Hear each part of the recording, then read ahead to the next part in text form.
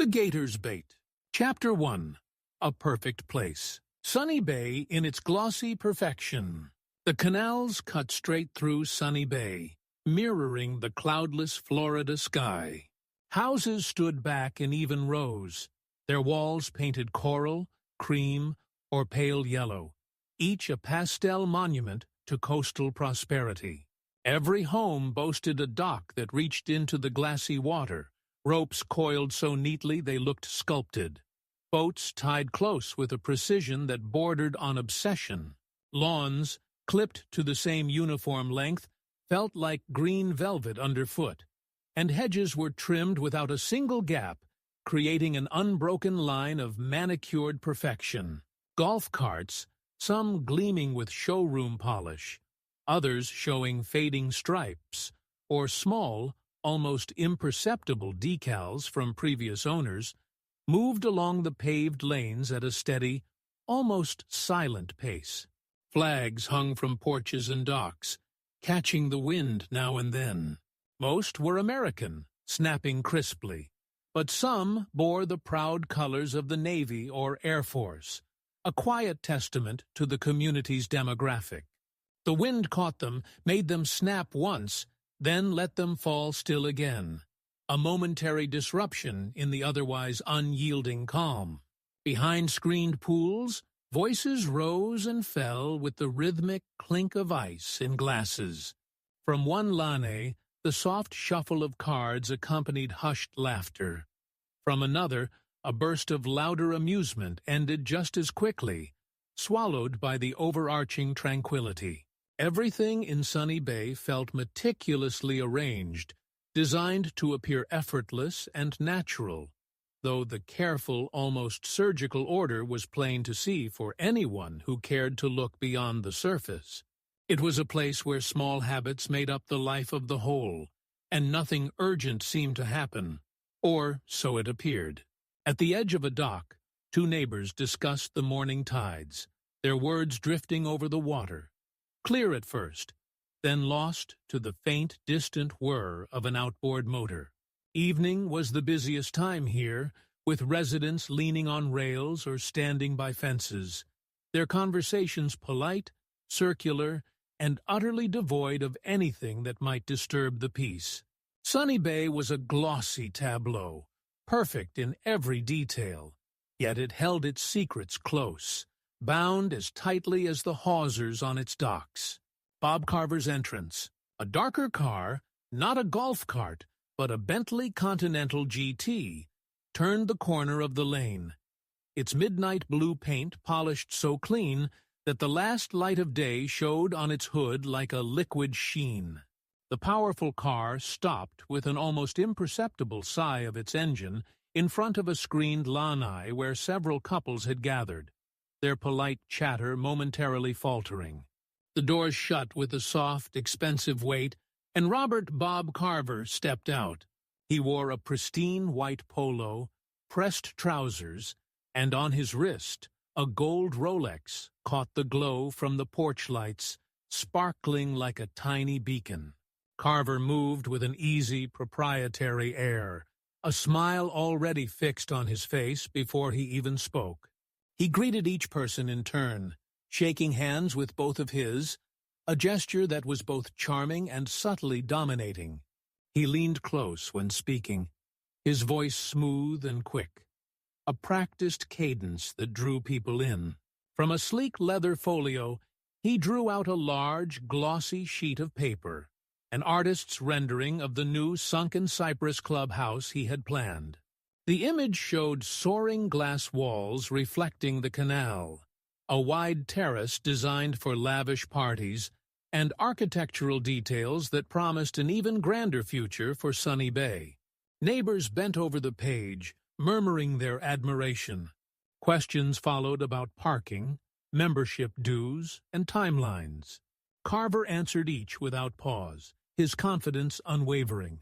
He promised valet service, more local jobs, and absolutely no trouble for anyone. As he spoke, he frequently adjusted his timepiece, a subtle yet constant reminder of his success and control. The group seemed to ease under his words, the initial skepticism melting into polite agreement. Even those who had frowned at first found themselves nodding after a moment, caught in the current of his enthusiasm. Carver carried the conversation as if it were his personal property, steering it with practiced ease. People smiled, though some exchanged quick, almost imperceptible glances before turning back to him. The lanai, with its small table of drinks and scattered canapes, had become his stage, and Sunny Bay, his admiring audience. Dr. Olivia Odin, walking her dogs. Along the paved path by the canal, Dr. Olivia Odin walked her two expensive purebred dogs. Buddy, the excitable golden retriever, pulled ahead with an eager sniff at every sound, his leash taut in her hand. Dixie, the calm Bernese mountain dog, stayed close at her heel, her pace mirroring Olivia's steady, unhurried stride. Olivia kept to her usual route, a familiar ritual that offered both exercise and an opportunity for quiet observation. She preferred plain clothes, but always with a contradictory flash of high fashion. Today, it was a simple white cotton top and sneakers, but a vibrant Hermes scarf was tied expertly to the strap of her leather handbag, and a heavy gold bracelet clinked softly against her own designer watch with every step. Her sun cap was pulled low, shielding her sharp, observant eyes. Olivia, with her background in software quality assurance, noticed even the smallest inconsistencies. She had a near-perfect memory for patterns and deviations. Olivia was known at the golf course, though not for her social grace. She spent her time there, but usually alone at the far end of the driving range, perfecting her swing to avoid the chattering foursomes and gossip groups. Neighbors called her polite but distant. She rarely stopped for long, offering a brief wave and moving on, her quiet confidence often mistaken for aloofness. Now she slowed as she reached a bend in the path. Across the water, the Bentley shone under the lanai lights like a dark jewel. Carver stood at the center of the group, his gestures large and certain, his laugh carrying across the still water. Olivia watched for a moment, her hand still on Buddy's leash, the dog sensing her pause. She made a quick note in the small, waterproof notebook she always carried, a habit from her QA days. Carver, center stage, dominant body language. Then she turned back to the path, letting her dogs lead her on, the polished surface of Sunny Bay's perfection reflecting a faint, unsettling shimmer. Chapter 2. Fault Lines, Carver and Mitchell. Robert Carver's name carried undeniable weight in Sunny Bay. His imported sedan stood out, a visible marker of his affluence, but so did his ambitious plans and his commanding manner. He was loud, confident, and always visible, a public figurehead. He spoke as if decisions had already been made, and most residents listened as though they already agreed, swayed by his charm or simply intimidated by his presence. He was the public captain of Sunken Cypress, the additional golf course within the Sunny Bay gated community, a development he often referred to as his creation. Mike Mitchell was different. He lived in a modest, minimalist condo near the outer canal, deliberately understated to cultivate his regular guy image, though he kept a gleaming yacht, the Sea Serpent, moored at a slip closer to town. His boat was meticulously maintained, its polished decks and chrome drawing more admiration than his home ever did. Mitchell preferred to speak softly, forcing people to lean closer to hear him, an act that felt conspiratorial. Where Carver showed his strength in the open, Mitchell worked in the background, letting others underestimate him, a strategy honed over years of discreet deal-making. He often fostered a sense of conspiracy to draw people in. At social gatherings, the contrast between the two men was stark and clear. Carver stood at the center of every group, his voice rising above the polite din, his hands moving with every story, adjusting his chronometer with a flash of gold. Mitchell, by contrast, stayed near the edge, speaking to one or two people at a time, always asking questions, listening intently, and storing what he heard away for later use. Some said Carver wanted absolute loyalty. Mitchell, ever the strategist, wanted leverage. He'd often be seen checking stock tickers on his tablet, even at social events. Neighbors knew the difference between the two, but rarely spoke of it directly, preferring instead to compare cars and boats, laughing about costs and upkeep.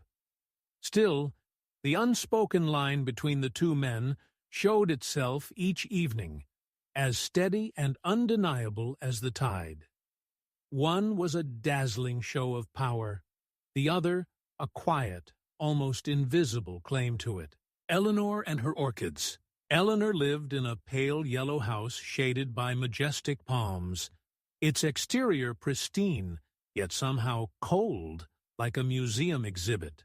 She was often seen tending the orchids on her screened porch, which felt more like a gallery than a refuge. The delicate flowers grew in precise rows, each in its place, their colors a neat, almost unnatural contrast against the green leaves.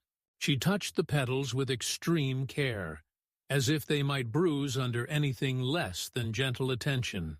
Her figure was slight, her clothes chosen with an elegant, subdued taste, but her manner was distinctly distant, almost brittle. She would offer a brief, polite wave to neighbors, but rarely stopped to join them. When spoken to, she answered with soft, carefully chosen words and a polite smile that ended quickly, leaving a faint impression of sadness. She always smelled faintly of floral perfume, a scent many associated with her delicate appearance. Some evenings she sat alone by a small glass table on the porch, surrounded by her blooms, a valuable first edition book unopened beside her. Her husband, who flaunted his wealth with monogrammed golf gear and a custom aftershave, joined her sometimes, though less often of late. Those who passed by in their golf carts noticed the widening silence between them. Eleanor's eyes stayed fixed on her plants, her sanctuary. Her husband, when he was there, watched the water beyond the dock, perhaps imagining his next foolish dalliance with the Gators. There was a sense, though never spoken aloud in Sunny Bay's polite society, that Eleanor lived slightly apart, an elegant ghost in her own perfect home. The orchids were her shield, or perhaps her only true company.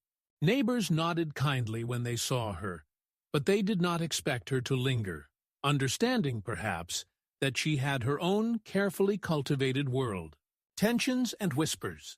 Sunny Bay looked calm, its surface unruffled, yet the talk carried shadows that lengthened with the setting sun. Some neighbors mentioned land deals, though only in low, hushed voices, as if speaking secrets.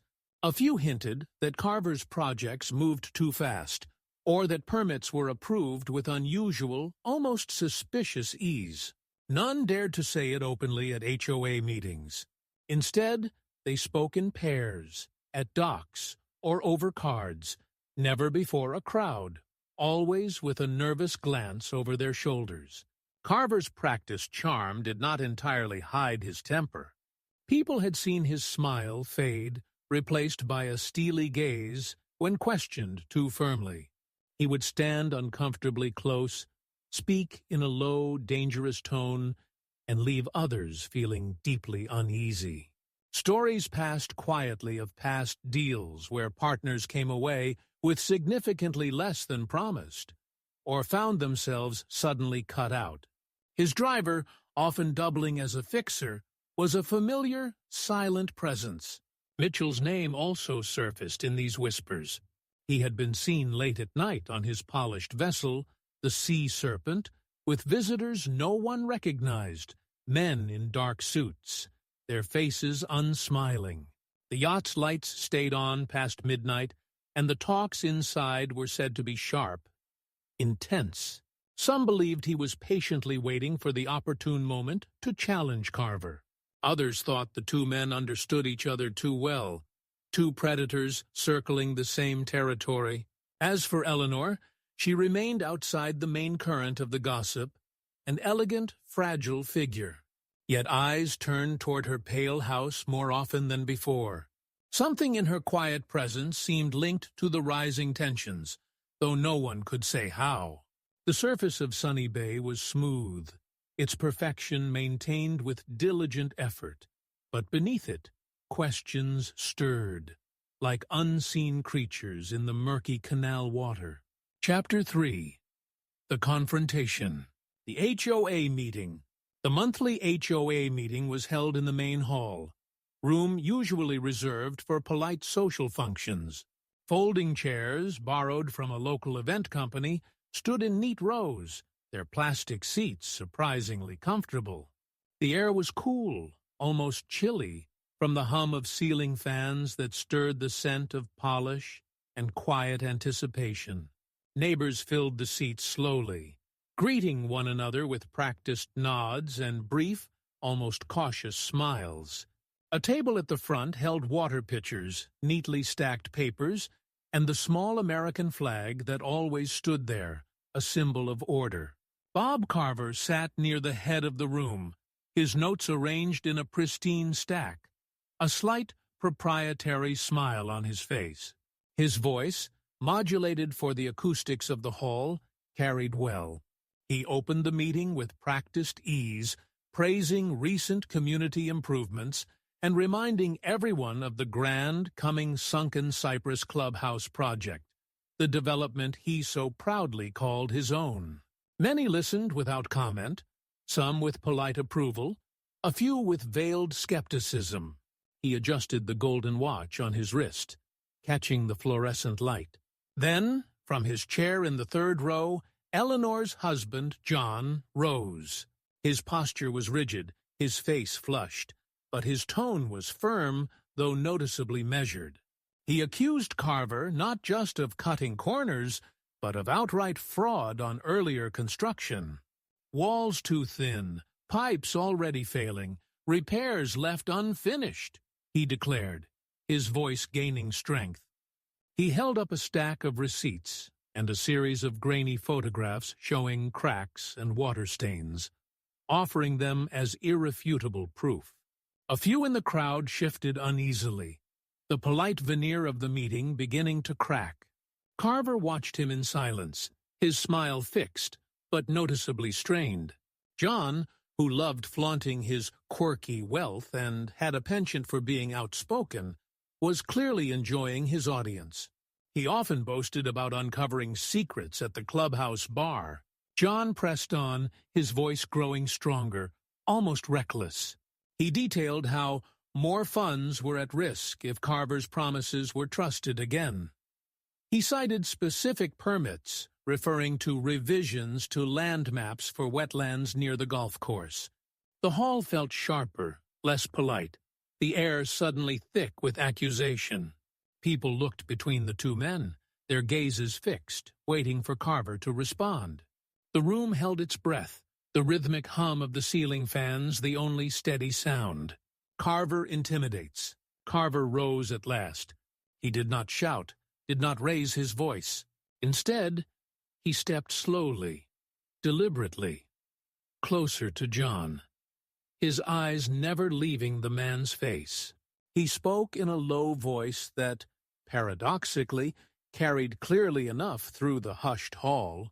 He questioned John's facts, called his evidence weak and unsubstantiated, and hinted at past indiscretions in John's own record, a veiled threat that hung in the air. Then he placed a hand on John's shoulder. The touch was firm, a subtle grip, not friendly, but possessive. John stiffened, his face paling, but he did not step back. Carver leaned nearer, his smile now completely gone, replaced by a steely, predatory glare. For a moment, the hall was silent, except for the faint rattle of the fan and the nervous cough of someone in the back. The air crackled with unspoken menace. Then Carver withdrew his hand, adjusting the clasp on his timepiece with a deliberate, almost casual motion, as if nothing of consequence had passed. He subtly signaled his driver, who had been standing near the back, to make a note. He turned to the group and spoke, his voice smoothly regaining its practiced charm. He promised that every detail of the new project would be sound, that all would benefit, and that we must not let unfounded rumors sow discord. Some nodded quickly, eager to move on from the palpable tension. Others avoided looking at John, who still stood, his papers trembling slightly in his hands, his face a mask of defiance mixed with fear. The meeting continued, but the sharp, unsettling edge remained. The illusion of perfection had been momentarily shattered, and the community felt the chill. Dr. Olivia Odin observes. From her seat near the side wall, Dr. Olivia Odin had seen it all, her professional instincts for spotting flaws kicking in, taking in every detail. She noticed Eleanor's posture the moment her husband began to speak. The woman, usually so composed, sat upright, her hands clasped too tightly in her lap, her face pale beneath her elegant silk scarf. When Carver stepped close to John, Eleanor's shoulders stiffened as though she felt the threatening hand herself. Olivia's timepiece glinted under the fluorescent lights as she jotted a quick note in her notebook. Eleanor. Physical reaction to Carver's intimidation. Link to John's distress. Olivia also noticed Michael Mitchell, seated a few rows back, his tablet resting on his lap. He did not speak, but watched the confrontation with steady, unwavering attention. When Carver leaned on John's shoulder, Mitchell's lips curved into a faint smirk, quick as a flicker, gone in a moment.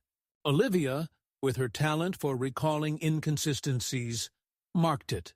Mitchell's carefully crafted everyman facade had slipped, revealing a calculating observer. As the meeting wound down, people filed out with small, forced remarks of thanks and nervous apologies. Eleanor hurried beside her husband, her gaze fixed forward, avoiding eye contact, her signature scent now carrying a hint of desperation. Carver stayed behind, shaking hands again, smiling as if to smooth the ruffled air. Mitchell lingered near the back, quiet, watchful, the uncharacteristic smirk briefly returning as he watched Carver. Olivia stepped outside, her canine companions waiting patiently in the shade of her Cadillac Escalade. She walked them slowly toward home, her mind turning over what she had seen. The defiance, the intimidation, the subtle reactions. The night air was warm and heavy with the scent of jasmine, but Olivia felt the distinct chill of attention that would not pass quickly. A crack in Sunny Bay's perfect facade. Chapter 4. Death on the Seventh Hole. The Discovery. Morning light fell across the golf course, soft at first, then sharp as the relentless Florida sun climbed higher, burning off the last wisps of mist. The fairways were damp with dew, glistening like emeralds, the rough still heavy with the cool, thick night air.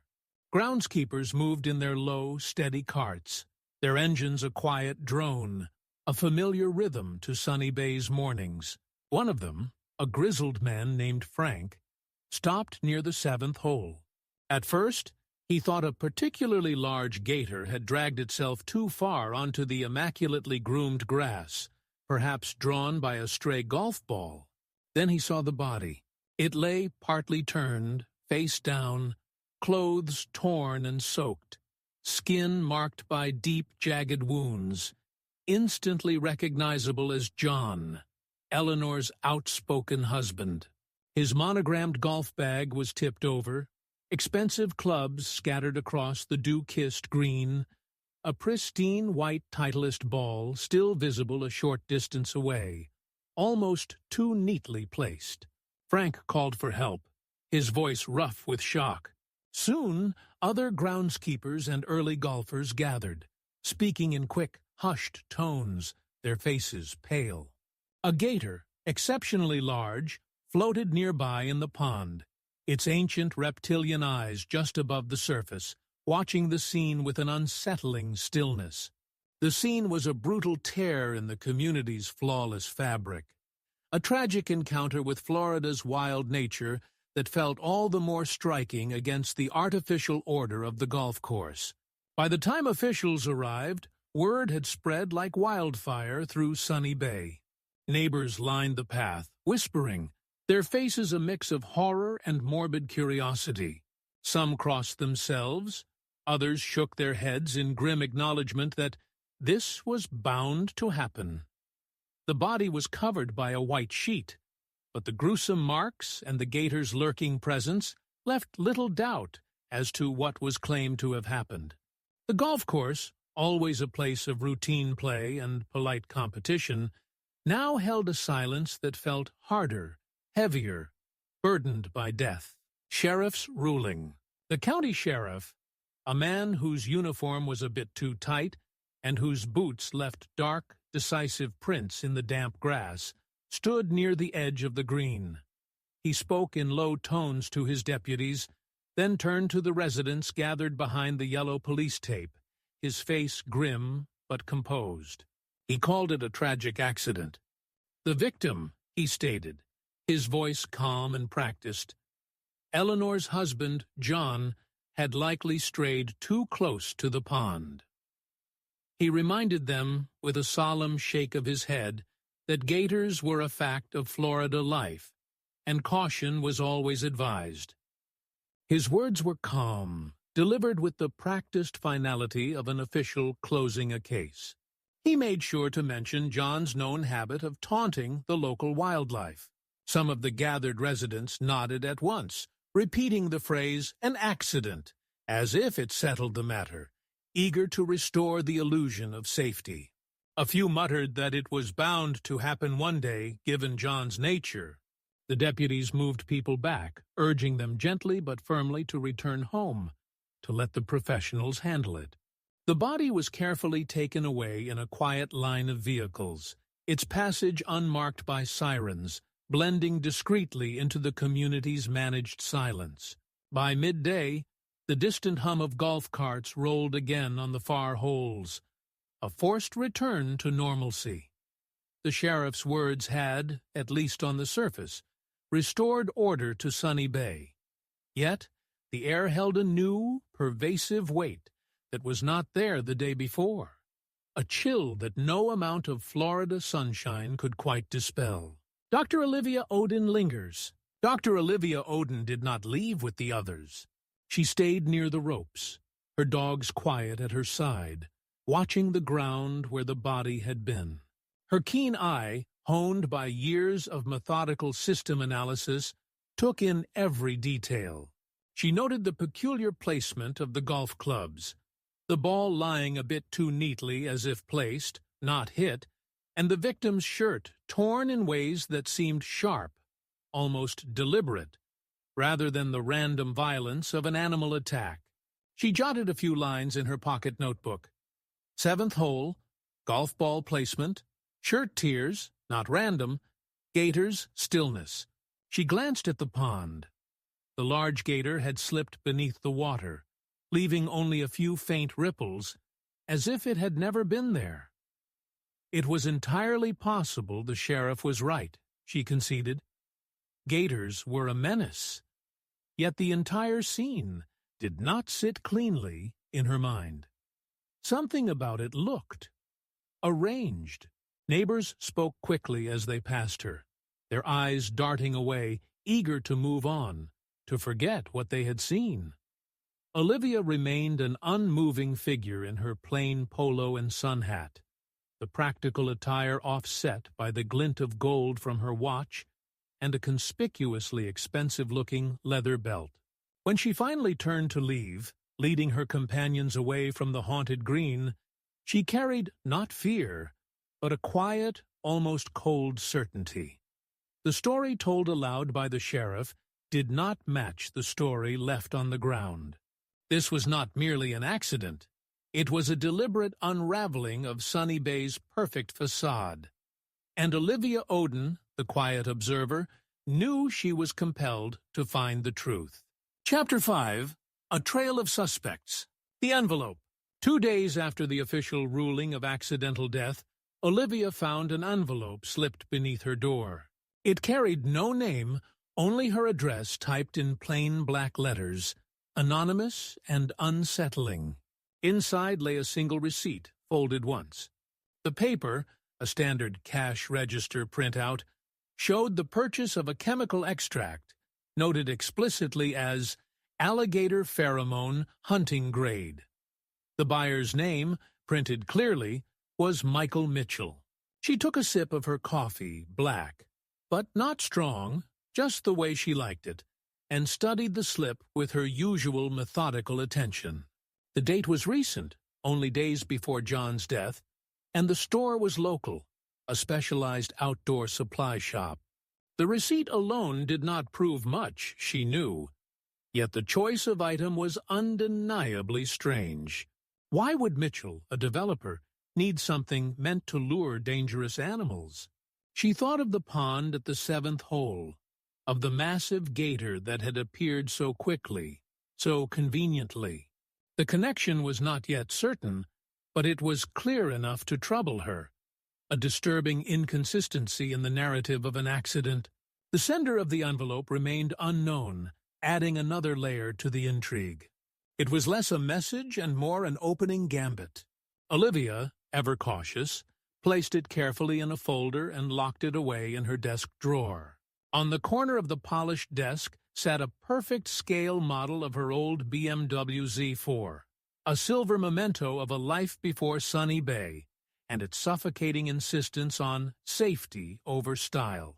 She knew such things were best kept safe until the pattern became undeniable. Whispers of an affair. That week, Olivia listened more closely to the talk around Sunny Bay as she walked Buddy and Dixie along the canal paths. Neighbors, assuming her quiet nature meant disinterest, often spoke freely when they thought she was only passing by. She began to hear Eleanor's name more often now, spoken with lowered voices, accompanied by knowing glances. Some suggested Eleanor had grown close to Mitchell. Too close for a married woman, they'd hint, their words dripping with polite condemnation. There were vague, tantalizing hints of late meetings on Mitchell's immaculate boat, the sea serpent, of walks taken together along the less-traveled paths when John was conveniently away on one of his golf trips. Nothing was said openly, of course, but the pieces of the rumor repeated often enough, and with enough consistency to sound practiced, almost rehearsed. It was the sort of rumor that, once planted and repeated, slid easily into the realm of accepted truth within Sunny Bay's gossipy ecosystem. Olivia did not dismiss it. She knew how gossip, however sharp and cruel, usually carried some faint trace of fact, a seed of truth distorted by whispers. Eleanor's elegant facade, her brittle edges, and her obvious unhappiness with John now gained a new, darker interpretation. And Mitchell, with the unassuming persona he had so carefully constructed, seemed to have been playing a deeper game than anyone suspected. The pheromone receipt now felt even more ominous. A shift in suspicion. The anonymous receipt pointed directly to Mitchell. The whispers, circulating through the manicured lanes of Sunny Bay, added a compelling layer of weight. If Eleanor and Mitchell were indeed entangled in a secret affair, then John's sudden, violent death carried a clearer, more sinister purpose. Mitchell, the strategic rival, stood to gain significantly. Not only the freedom to pursue Eleanor, but also potentially a greater influence in Sunny Bay's development schemes, especially if Eleanor leaned toward him in her grief, or if John's opposition to Carver was now conveniently removed. The chemical purchase suggested deliberate planning, not a tragic stroke of bad luck. Olivia could not yet name the precise shape of the conspiracy, but the line from Mitchell to the Gator's pond was one she could no longer ignore, a glaring inconsistency she couldn't dismiss. As she walked the path that evening, her purebred dogs padding softly ahead, their leashes held loosely in her hand, she looked across the water toward Mitchell's yacht. Its interior lights glowed steady against the gathering dark of the canal, a beacon of hidden activity. She wondered how many others in Sunny Bay had begun to think the same disquieting thoughts, and how many, for the sake of polite society, preferred the comfortable, manufactured silence. The carefully ordered world of Sunny Bay was beginning to reveal its deeper, more dangerous currents. Chapter 6. The Perfume Trap. Eleanor's Orchids and Perfumes. Eleanor spent her afternoons, as always, on the screened porch, her sanctuary from the sterile perfection of her home. The orchids, her delicate companions, were lined in neat, precise rows, each bloom supported by careful wires, their vibrant colors sharp against the dull mesh of the screen.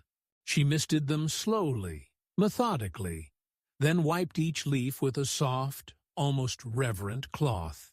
Beside the plants, on a small antique table, various glass bottles caught the afternoon light, glinting like jewels. Some were high-end perfumes, others specialized extracts for her prized flowers. The air around her carried a familiar flowery scent, a fragrance Eleanor's husband, John, had incorporated into his bespoke aftershave, a detail he often boasted about. Olivia noticed the collection one evening as she passed with Buddy and Dixie. Eleanor had arranged the bottles by size and shape, their elegant labels turned forward, almost like a display in a gallery. The air carried a faint sweetness, sharper and more complex than the usual smell of flowers, almost cloying. Olivia jotted a note. Eleanor's perfumes, floral extract scent, strong. Eleanor lifted one small vial, tapped a single drop onto her wrist, and inhaled deeply, her eyes closing as though savoring a rare vintage. She saw Olivia through the screen and offered a polite, almost brittle wave, but no words, preferring her solitude. The blooms framed her slight figure like a shield, or perhaps a fragile cage.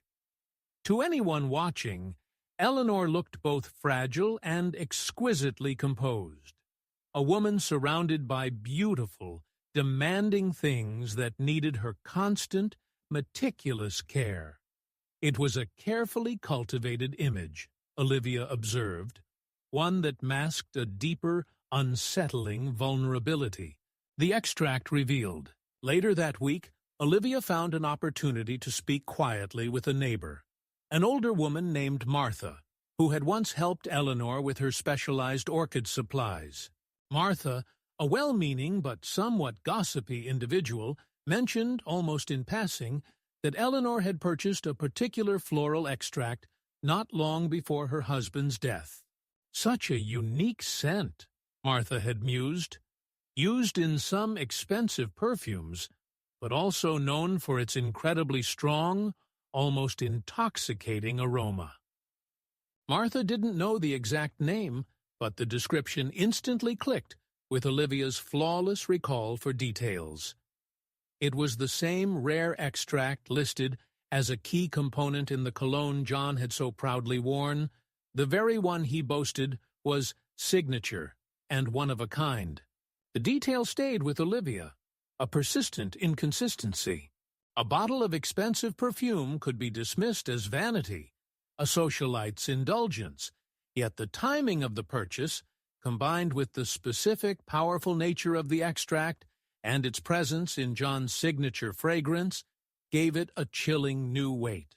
The connection between Eleanor's prized collection and the victim's scent was now difficult to overlook, a pattern emerging from the disparate facts. It was possible, Olivia considered, that Eleanor, trapped in her strained marriage and drawn to Mitchell, had used the extract herself. She knew about John's dangerous pastime. What if the Gator attack had not been chance at all, but the result of something carefully and subtly set in motion? A silent, fragrant lure, a turn in suspicion. The thought unsettled Olivia, sending a cold shiver down her spine despite the warm Florida air. Until now, her primary attention, though still acknowledging Mitchell, had rested more heavily on Mitchell and his anonymous pheromone receipt. But Eleanor's prized flowers and her collection of perfumes, combined with Martha's casual revelation, opened another, equally chilling path of suspicion. Perhaps Eleanor wanted freedom more than anything else, freedom from a marriage that felt like a prison, freedom from John's bluster and recklessness, freedom to pursue her affair with Mitchell. Perhaps she had acted alone, or perhaps with Mitchell, hiding her intent behind the delicate facade of flowers and expensive bottles. Her stillness at the HOA meeting, her pale figure at her husband's side, could now be read in more than one way. Not just as fear, but as profound, calculating control. An actress playing a part. That night, Olivia walked past Eleanor's house again, Buddy and Dixie padding softly beside her. The orchids glowed faintly in the porch light, a silent, beautiful conspiracy. The perfume bottles shone like small, watchful mirrors, catching the glow, reflecting secrets. Eleanor sat inside, her hands folded in her lap, her face calm, almost serene. Olivia moved on, yet her steps slowed. The axis of her suspicion had shifted dramatically, and it was not an easy feeling to shake. The quiet perfection of Sunny Bay was starting to feel deeply, dangerously unsettling. Chapter 7. The Bigger Secret. Land Records and Maps. Olivia drove her late husband's Cadillac Escalade, a vehicle chosen for security over aesthetics, to the county office on a quiet afternoon.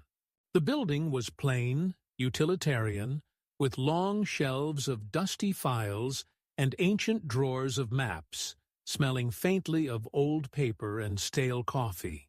She asked the tired but polite clerk for records of land transactions and zoning changes around Sunny Bay, specifically focusing on the Sunken Cypress development, the additional golf course within Sunny Bay. The clerk, used to mundane requests, brought her a stack of thick folders. She opened each in turn, meticulously tracing dates, signatures, and shifting property lines. Her training in isolating anomalies made her a natural at spotting errors. Some maps clearly showed vast wetlands marked as protected, ecologically sensitive areas. Later files, sometimes only months after, showed the very same land redrawn, miraculously labeled as suitable for development.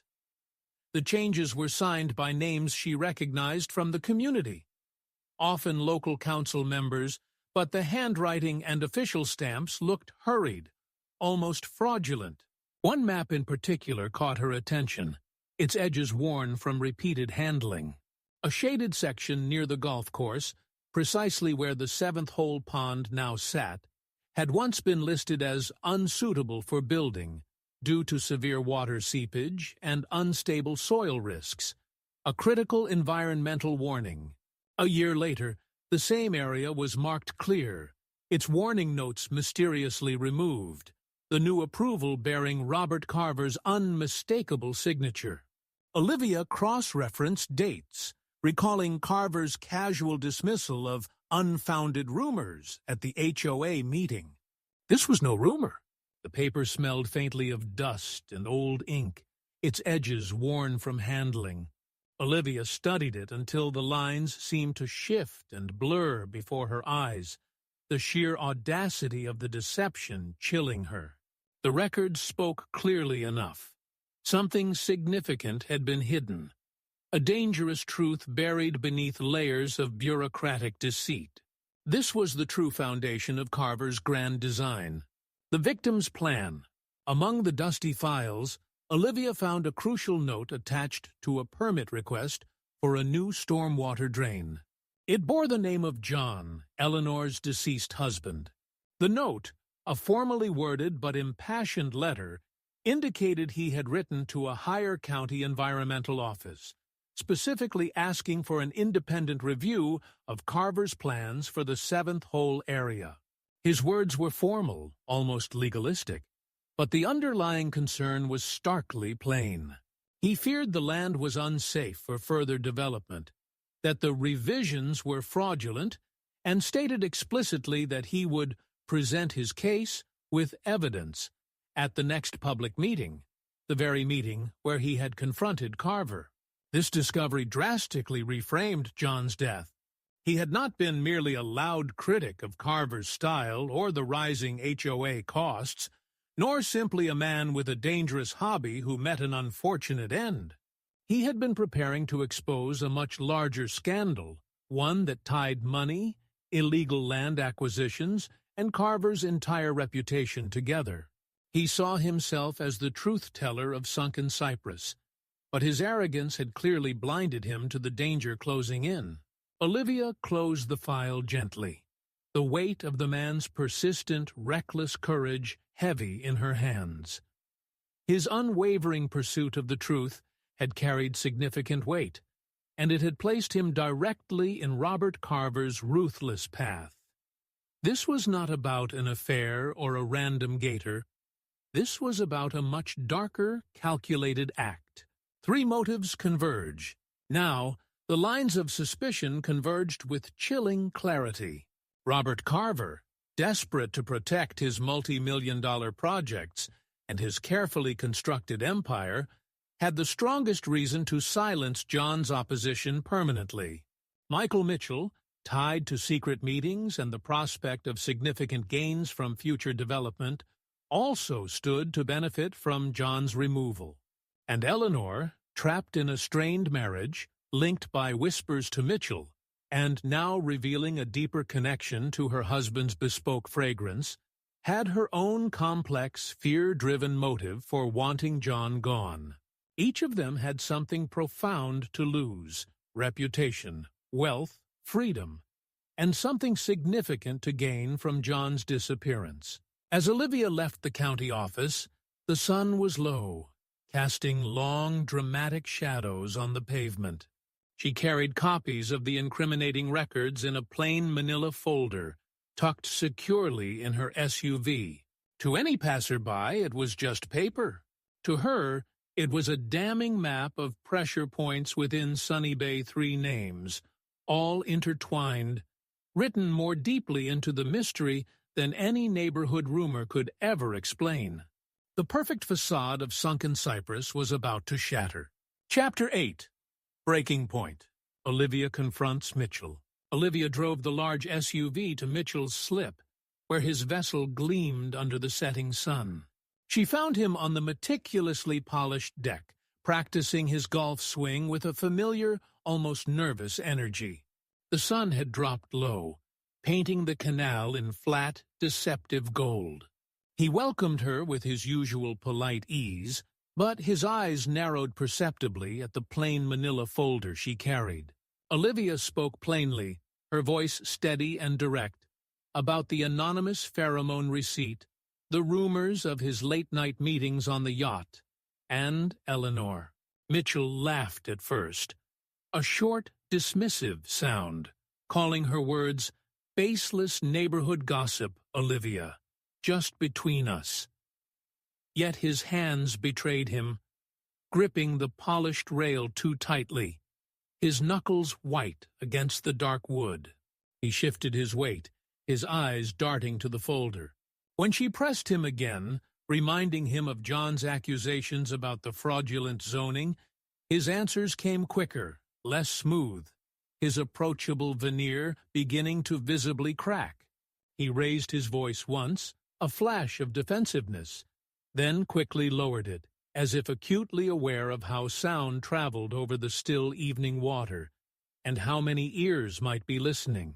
Olivia, ever observant, noted each slip, each pause, each flicker of fear in his eyes. "You have no proof, Olivia," he finally managed, his tone steady again, but his eyes shifted away, scanning the horizon, avoiding her direct gaze. "Just circumstantial nonsense."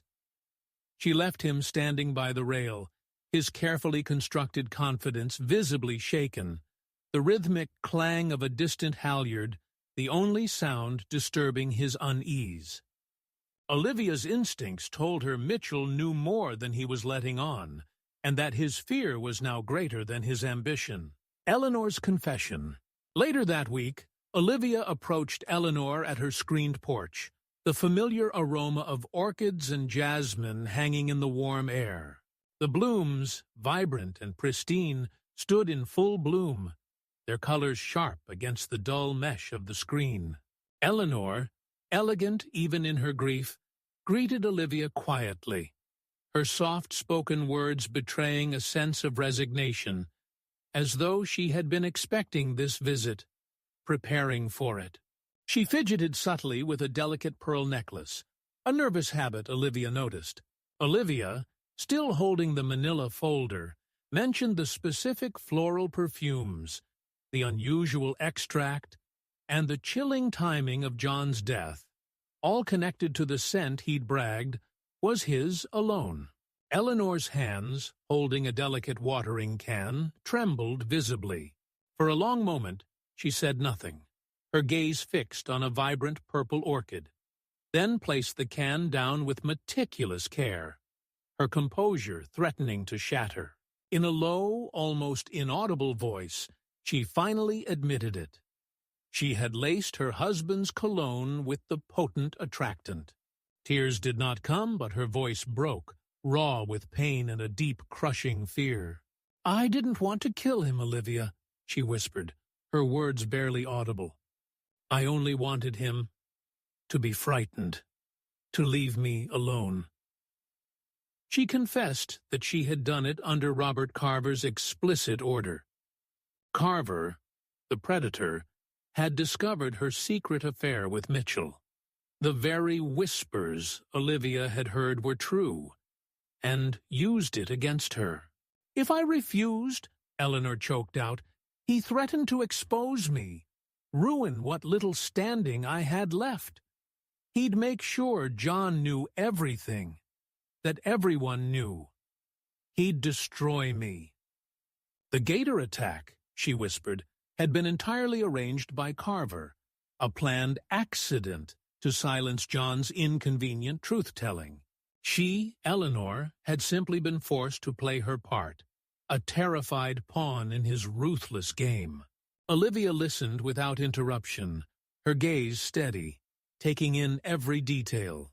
The confession carried the immense weight of both guilt and profound, suffocating fear.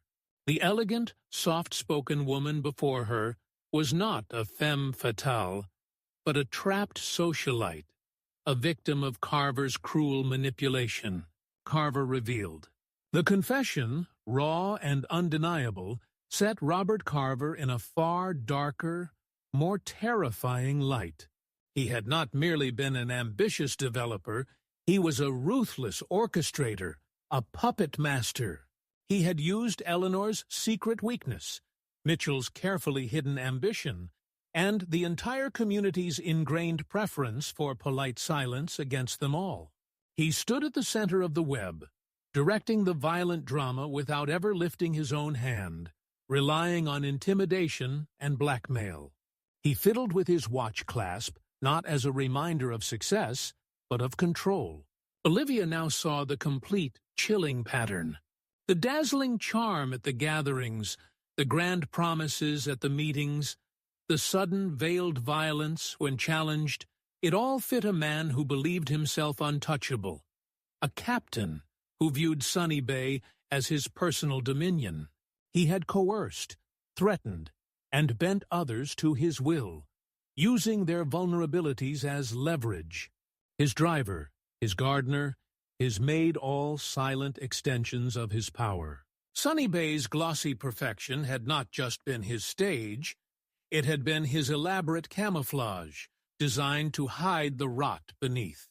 The cracks in the facade, the whispers, the convenient accident, all were of his making, calculated and cruel. Olivia walked home with Buddy and Dixie, the night air heavy with the scent of pine and salt. The path seemed unchanged, Yet every detail now carried a sinister weight. The dark gleam of the Bentley in its drive, the neat flags on the docks, the hushed voices from the Lanais. Carver's corrupt, intimidating presence hung over all of it, a poisonous cloud. Chapter 9. The Clubhouse Reckoning. Carver's celebration. The new sunken cypress clubhouse opened with a dazzling display of bright lights and pulsating music, a triumphant beacon on the edge of the canal. Cars and golf carts, gleaming and freshly washed, lined the meticulously paved entrance, their occupants dressed in their best golf shirts and flowing sundresses. Waiters moved silently through the throng with trays of champagne and exotic hors d'oeuvres, and the expansive glass walls reflected the shimmering water beyond, creating an illusion of infinite luxury. Robert Carver, the self-proclaimed architect of this new era, stood at the absolute center of the grand hall, smiling broadly, shaking hands, and pointing out every polished detail, every gleaming fixture. He spoke of growth, of community pride, of the boundless future of Sunny Bay. His voice amplified just enough to carry over the polite chatter. Applause, though some clapped more out of habit or social obligation than genuine belief, followed each perfectly crafted phrase. Carver thrived on the attention, soaking it in like a desert flower. His gold watch, glinting under the spotlights, caught the light as he raised his glass in a celebratory toast. It truly looked like his moment of unassailable triumph, the crowning achievement of his empire. He looked out at his admiring audience, utterly confident in his power. Olivia's demonstration. When the flowery speeches finally ended, and the initial wave of applause subsided, a quiet, almost imperceptible shift occurred. Dr. Olivia Odin, dressed in a simple but impeccably pressed linen dress, stepped forward from the edge of the crowd. Her only adornments were a heavy, modernist gold necklace and the familiar glint of her watch. She carried a small, clear vial, no bigger than her thumb, which caught the light sharply. A hush, slow and creeping, spread through the grand room. People paused mid-conversation, turning to face her, sensing a disruption. Olivia, despite her reserved nature, felt a quiet, resolute strength. She spoke evenly, her voice clear and carrying, explaining to the now silent crowd the nature of the chemical extract within the vial. "This," she stated, holding it aloft, "is a potent reptilian lure. It is designed to draw gators from the water, to make them extremely aggressive." Her words were calm, almost clinical, but the revelation sent a visible ripple of unease through the assembled guests. A few shifted nervously, glancing towards the glass walls that separated them from the dark water of the canal. She took a moment to briefly reference the land deed inconsistencies, linking them to Carver's fraudulent development. Then, with deliberate slowness, she uncapped the vial and poured a single potent drop onto a white linen cocktail napkin. She walked to the open terrace, a hushed crowd parting before her, and placed the napkin carefully near the railing, directly overlooking the canal. Within minutes, the glass-like surface of the canal began to ripple. Eyes widened, gasps broke the silence, as dark, reptilian shapes rose from the murky depths, gliding closer, drawn by the irresistible, pungent scent. The gators, silent and ancient, surfaced directly below the terrace, their snouts breaking the water, their cold eyes fixed on the napkin. A collective murmur, a mixture of horror and dawning comprehension, spread through the guests. Some stepped back from the glass, whispering, pointing. Olivia let the profound, heavy silence stretch, allowing the chilling reality to sink in. Then, her voice gaining a steely edge, she told them that the exact same powerful scent had been found in the unique cologne John had worn on the day of his death. She turned, her gaze fixed directly on Carver. His broad smile had vanished completely, his face now a mask of ashen dread. Eleanor and Mitchell speak. In the profound silence that followed Olivia's damning demonstration, a new voice, trembling but clear, rose from the crowd. It was Eleanor. She stood, her elegant composure finally shattered, her hands clasped tightly. "I did it," she admitted, her voice cracking. "I laced his cologne. Carver. He forced my hand. He knew about Michael and me. He threatened to expose everything, to ruin me." Her words, simple and direct, cut through the remaining tension like a knife. Her trademark fragrance, usually a mark of elegance, now felt like a shroud of guilt and fear. Then Michael Mitchell, pale but remarkably steady, stepped forward, his tablet now forgotten. "Eleanor is telling the truth," he stated, his relatable persona completely dropped. "Carver pressured me too. He promised me a piece of the next land deal if I kept quiet. I knew about the pheromone. I supplied it. I watched and said nothing, out of fear." Their voices, Eleanor's raw with confession, Mitchell's heavy with complicity, wove together, a powerful, damning tapestry of truth. The neighbors listened, eyes moving in disbelief and dawning fury between the two confessional figures and the now stricken Carver. Some gasped, others muttered that they had always suspected something, a convenient rewriting of history. The mood in the sunken cypress clubhouse shifted dramatically, from uneasy politeness to quiet, simmering anger. A profound betrayal. Carver's collapse. Robert Carver tried to answer, his voice rising in a desperate protest. He called the stories outrageous lies, the accusations baseless, ridiculous. He gestured too widely, too wildly, his practiced charm disintegrating into harsh, panicked bluster. "They're trying to ruin me," he bellowed. But his words stumbled, losing all conviction, unraveling with each frantic syllable. Laughter, sharp and cutting, broke out in the crowd, no longer polite, but born of fury and disgust. For the first time, in the glittering hall of his masterwork, Robert Carver's absolute power faltered. People actively stepped away from him, no longer eager to be seen at his side, the very ground beneath his feet seeming to give way. The gators, still lurking at the terrace edge, bobbing silently in the water, remained as chilling, indisputable witnesses to his downfall. Carver shouted again, his voice raw and desperate. But the sound carried no weight, no authority. The man who had ruled Sunny Bay through a careful blend of charm, intimidation, and brutal force now stood utterly exposed, mocked, and undone by the very neighbors he once commanded.